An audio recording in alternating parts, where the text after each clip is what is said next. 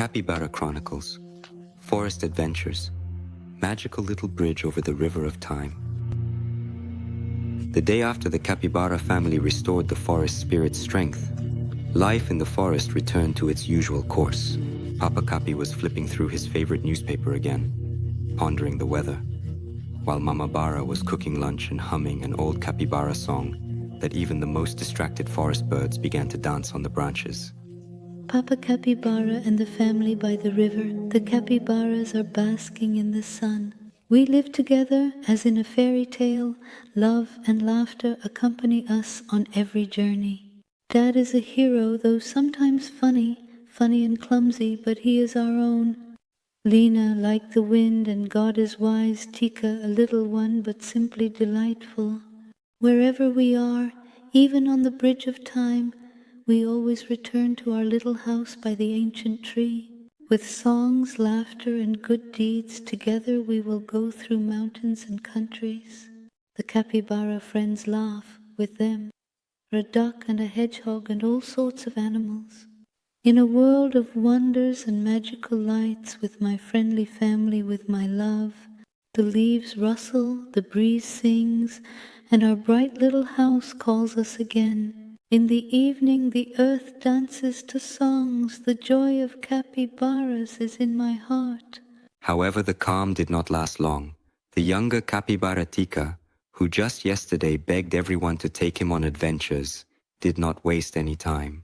He loved exploring and this time stumbled upon something amazing. Bob! Lina! Dad! Mom!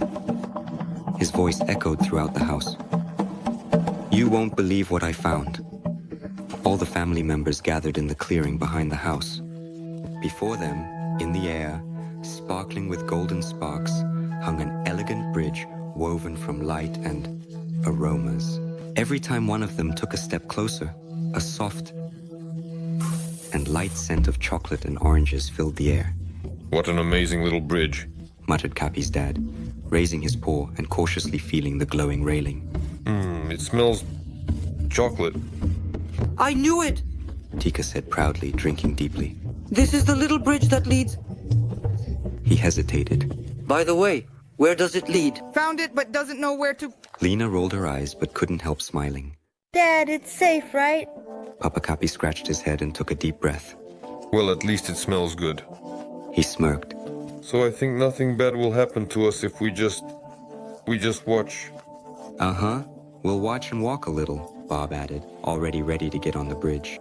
Anyway, we are curious, aren't we? Everyone agreed, exchanging glances. Thus began their new adventure. As soon as the Capybara family's paws touched the bridge, it softly glowed and slightly bounced under their weight, as if welcoming them. Lina joyfully jumped, squealing in surprise. Wow! So bouncy, like a trampoline. Be careful, or you'll fly straight to the moon, Bob reflected.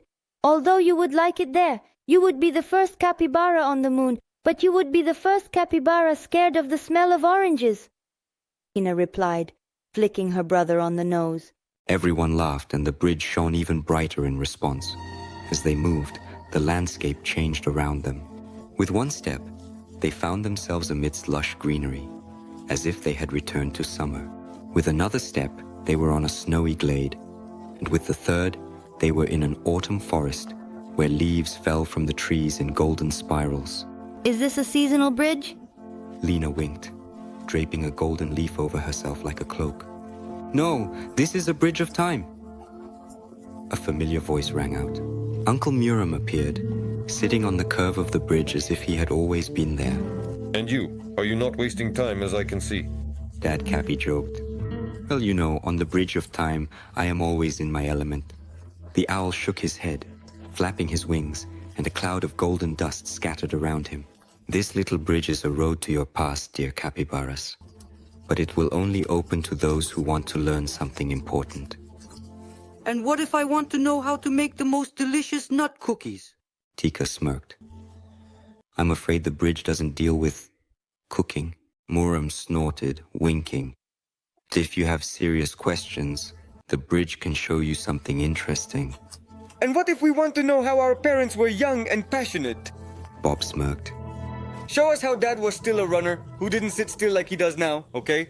Hey! Capi's dad was indignant, but his voice trembled with laughter. By the way, I can still run, well, a whole lap around the house. Oh, we have no doubt. Lina teased. All right, Muram, take us to the past. Show us what our parents were like when they were young. With each step, the bridge became brighter, and soon they found themselves in a completely different place. A dense forest surrounded them, and in the clearing in front of them sat two young capybaras. One was thin, with clumsy little paws and big ears, Papa Capi in his youth. Next to him, with a long silk scarf and a shining smile, sat Mama Barra. Wow, this is... Lina whispered, her eyes wide open. Dad, is that you? Oh, how I really was. Papa Capi blushed, Are you some kind of clumsy? And where are your heroic feats? teased Bob. But at that moment, young Capi suddenly jumped to his paws upon hearing some rustling in the bushes, and immediately slipped, falling into a pile of leaves. Now that's a hero. Lina snorted, but instead of laughter they saw young Capi immediately jump up, push the branches apart with his paws, and start shouting something. I will save you. I'm here, came a voice from somewhere behind the trees, and suddenly, a young bar appeared in the frame. She picked him up, shook him off, and laughed so hard that the echo spread throughout the forest. You will save me, right? She said, Well, then we are definitely doomed if even one little mosquito attacks us. Capi's dad looked away, unable to hide his embarrassment. Well, there you go, he whispered to his children. Now you know why Mom always laughs at my heroic nature. But you were always there when it was needed. Lina smiled, hugging Dad by the paw. That's true heroism. The family returned across the bridge, finding themselves back at their cozy little house. The bridge disappeared, leaving only a faint scent of oranges. That ended quickly, sighed Tika. I wanted to know how Mom learned to bake pies. I'm sure it's quite a story, chuckled Mom the bar. Let's save it for next time. Everyone laughed, and at that moment it seemed the forest came to life again. The magical adventures of the Capybaras were just beginning, and each new day promised new discoveries. Thus, they became a family ready to face any challenges, even if they had to overcome them on a bridge that smelled of chocolate and oranges.